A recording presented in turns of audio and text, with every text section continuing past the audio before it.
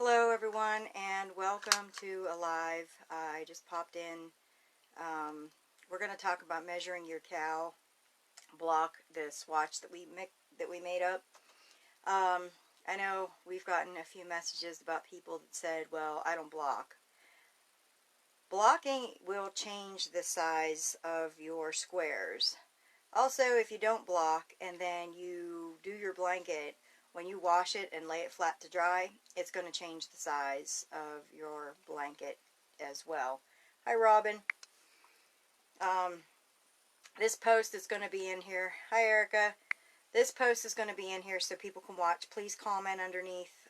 It's going to stay up for the remainder of the cow, so you guys can follow it.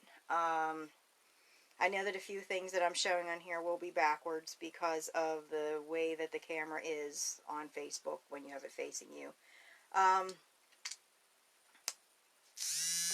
I cannot say enough that blocking this is going to change the size significantly. It's just like doing a chain and then crocheting into it and thinking that, you know, well, I chained 60 inches. It's going to shrink. With blocking it, your block is going to grow. So if you do a block and it's 4 inches and you don't block it, when you wash it, if your block expands to 4.5 inches and you've done 15, you know, if you decided to do the throw, that's a 1/2 inch over each 15 blocks. So you're adding like 7 inches to your blanket. And then you're going to be adding the border, so you're going to be adding much more than that. So it's going to go from a throw size to a full size. Hi, Linda. So, here's what you need to know about your block. You know, we're trying to stick with the L, and yes, the L, I mean, if you kind of hold it up, I can see through mine. It's not a lot. I don't have holes that like, oh my God, but you know, you can see my finger kind of move behind here. It's going to have a little bit of, you want a nice drape to it. And the reason we want a nice drape to our square is because we're using such a large hook. And this hook that I have sitting next to me is not the hook that I use, but this is the 8mm. This is an L hook. This is a fixed. I don't really like these, but I have it sitting by me. So what's going to happen is when you do your bind off row, you want to do it loose, because when we do the cow, you're going to have to go into those stitches, the bind off row, which is why the chain 1 is so important, because, and this is backwards for y'all, but when you do your chain 1, that's going to count as this stitch here. So when you bind off here, you're going to have a stitch in between here and here. So that's going to count as 1 stitch. Then you're going to work into this one. That's going to be your 2nd, 3rd, 4th, and so on until you get across.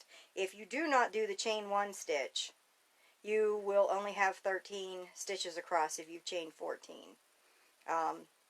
So I hope that clears it up, because it's been a pretty predominant question that we've had over the weekend. Once you block your square, like I said, it's going to lay more flat. It's going to have more drape to it, and you're going to have an idea what the overall is going to look like. Another thing, like I said, when you bind off, you want to make sure you do it loose, because even in the other video I showed, even for me, when you bind off, I kind of got to use my fingernail to kind of get into those stitches, because those are the ones we're going to be picking up when we do the block above. So when we have this block, now we're going to chain out from this corner and add a block, and then we're going to add a block here. Now there are ways that people are doing it, that they're getting a strand in the corner because they're not going up high enough. We're going to explain all of that, but for right now, what we're focusing on is your block. So once you have your square made, I use a garment steamer, and what you do is you just lay this flat, and you try to, when you lay it on your, I lay it on an object that's pretty much already square. So like for instance, if you're using a towel you lay your towel so that you know that your corner is pretty much at a 90-degree angle, and then you're going to line your edge up and your bottom up on that. And then once you see that you know that your corner is at a 90-degree, then you're going to pull this edge out a little bit, and you're going to make sure that it's square. And when you add the steam to it, it's going to relax it. I like the garment steamer because it doesn't melt. This is not my experience. This is experience that one of my students had. She was trying to block things, and she was blocking a Graphghan, and they're, you know, 60 inches is a big thing to block. And as you go along with your steam iron over top of it, if you get too close, you'll kill the fabric, or kill the yarn. And when you do that, it's not, it becomes like really shiny, and you can't see the stitch definition. It looks really flat. And as she was going over it, her arms started getting tired, and she got too close in a spot and ruined her Graphghan, which is why I like the the garment steamer. With me, the garment steamer works on so much. Like if you buy new curtains and you wash them, and all of the lines from them being folded haven't come out, you just go over with the garment steamer. I go over the garment steamer twice a year because it takes allergens and the dust mites, and it kills all that. You know, I love my garment steamer. I use it for everything.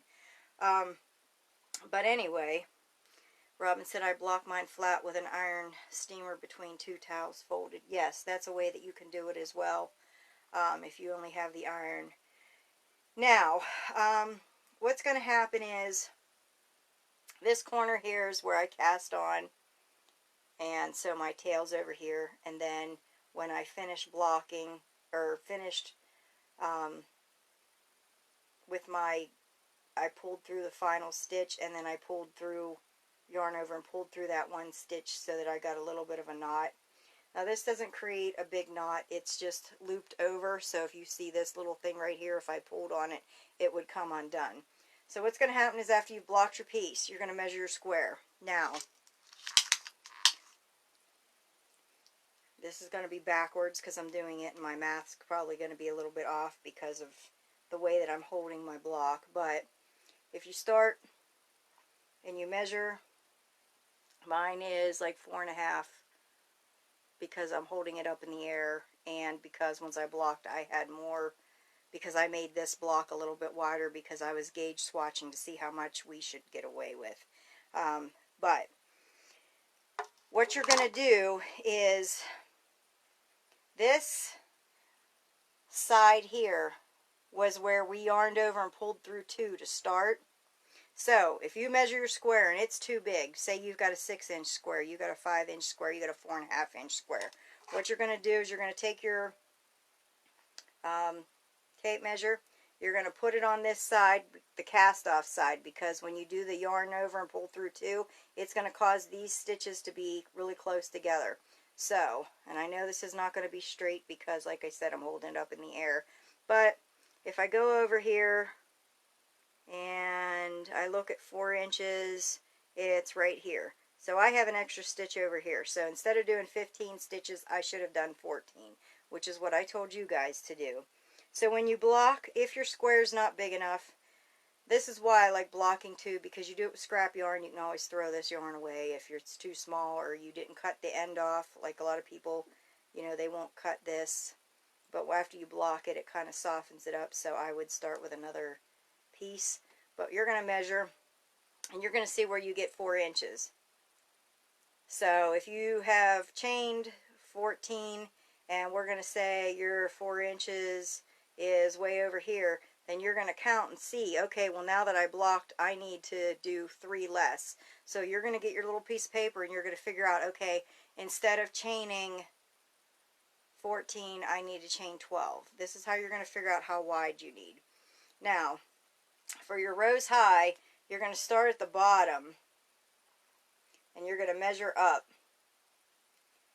And let me see if I can do this. But you're going to measure up toward the top, and I have 4 inches, and like I said, I know this isn't even because I'm pulling tension on it, but I have that with my bind off row. Now, if you've done it, and we're going to say you measured it, and, you know, 4 inches is down here, then what you're going to do is you're going to add your rows up and see how many you have. And then what you can do is, where you just loop that over, you can always pull your last stitch out where you have made your knot. See if I can get in there. Where you have made your knot at, you can pull that out, and you can figure out, okay, you know what, I need 2 less rows. So then you just frog those 2 rows, and then you do your bind off row and you can measure it again. And that way you're not really messing with it too much. Now, once you have done that, and we have the 4-inch block, we have written down how many stitches wide you need, because if you're using a different weight of yarn because you're not in the US or you have an abundance of another yarn, I would recommend, with whatever yarn you're using, I think in Australia this is considered an Aran weight, to use a hook that's 4 sizes bigger than what's recommended on the yarn label, because that's going to give you the nice drape that we have. Now, once you have your block done, and see if I can figure this out here. There we go. Once you have your block done,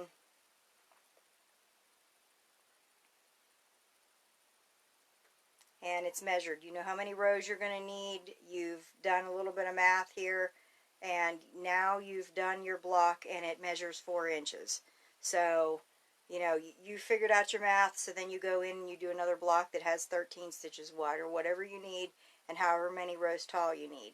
Now, when you do finish your bind off, you're going to have your block, and it's going to be steam blocked, and you're going to measure it again to make sure it's right. And like I said, the reason is because when you steam block, it can change up to a 1/2 inch, and each square for a 1/2 inch is going to be huge, especially if, like, you want to do a queen size and you don't block your squares and you're doing a 1/2 inch off, and you go and you wash this blanket and you throw it in on low and then you lay it flat to dry the rest of the way. What's going to happen is that stretch, you're going to have gone from a queen size to a king size. So once you have this done, you've pulled out the 1 stitch, so now I could frog my work. And this yarn that I'm using is very fiddly. It sticks a lot, which is why I won't be using this for the cow. But this was just my example block. But what happens is you're going to frog this. And I cut my tail so that I knew I had 3 inches. So what you're going to do is you're going to frog your project. And then you're going to measure that length of yarn. Now what you can do is you can measure your bind off row. You can frog that and just measure the bind off row. And then you can frog the forward and return pass and then multiply that times how many rows that you have. And then you're going to have to take into consideration how many you have for the chain row as well. So I find that frogging the whole project to me is just a little easier, because I just stretch it out and go by a foot at a time, and that seems to help me figure it out better.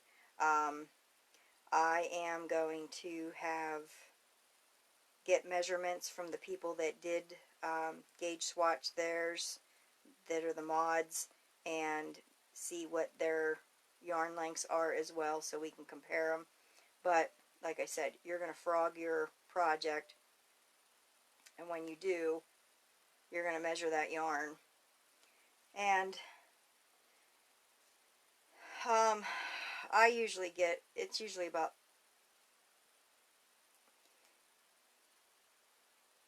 4 inches to a stitch, but everybody's going to be different, and also it's going to depend on the size of hook that you need and everything else. So once I get this frogged, then I'm going to measure that and get with my mods, and we're going to figure out what everybody came up with.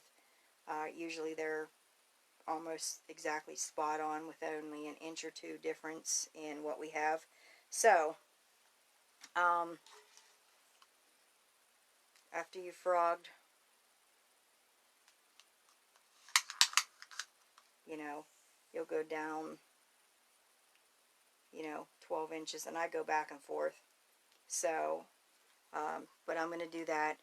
So far, do we have any questions on how to measure your block? Or why you need to block it?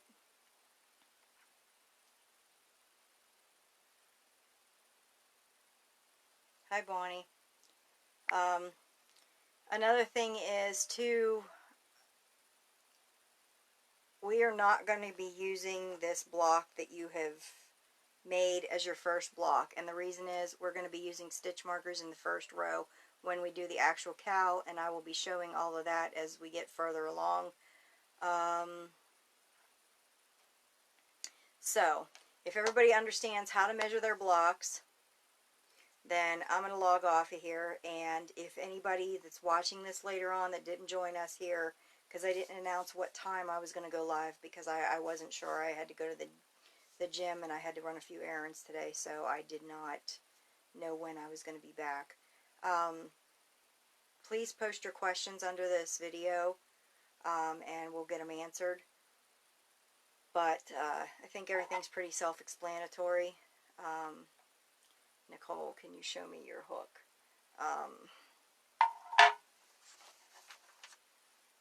This is the one I'm actually using. This is the Knitter's Pride. It's an 8mm L, which is a US 11.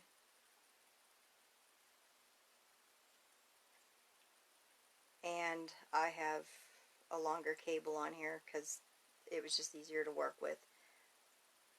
A couple people I know have the fixed hooks, and they will be using these, which again, an 8mm, you do not need anything this long, but you're going to need something that's at least, 6 inches long, because when you cast everything on, you want it to go over the head of your hook, or otherwise it's going to be super tight, which is why these hooks, once you get past here, you're at the thickness, so when you push your project down, it's on there. But this comes with the Knitter's Pride. This is the shortest cable that comes with the set. You can order shorter cables. I think they have a 9-inch and a 12-inch. But like I said, I had the set with my stuff, so I'm just using the larger one. Excuse me. And it doesn't really flop around that much. So, if there's no more questions, like I said, please, please, please block your swatches, because we have a few people that want to do queen size, king size. I have one that wants to do a California king. If you do not block your square, I can help you with the math, but I cannot help you if you haven't blocked it, because what happens is when you block it, it's going to change in size, and when it does, you may end up with a blanket, like I said, that goes from a queen to a king size, because once you wash the blanket and all the fibers relax in the water, it's going to be a completely different size. So, for those of you that say, well, I don't block, please block. It's not hard. It doesn't take long to block a swatch. Just steam it with a garment steamer, or, an iron with a low setting. You can steam above. Some people use, like Robin did, the 2 towels. You put it on one towel and put the other towel over top, and you steam block there. I have done it that way. I didn't like it as much because I couldn't really see what was going on underneath the towel. I had to keep lifting to make sure it was square. So, Nicole, okay, thank you. I have the fixed. Wasn't sure if it was right. Yes, you can use the fixed, because ultimately all of these blocks are going to be 4 inches, so they will fit on here. I do not recommend using a regular crochet hook because the regular crochet hooks have the thumb grip and it will stretch out your stitches so they won't be even toward the center when you go to push them over. But most of us have the Knitter's Pride set or the Denise set or the JAYG set. There's a Clover Bamboo set too that's kind of popular. But this is what most of us will be using. Okay, do we have any more questions? If not, I'm going to pop off here. And one other thing is, let me see.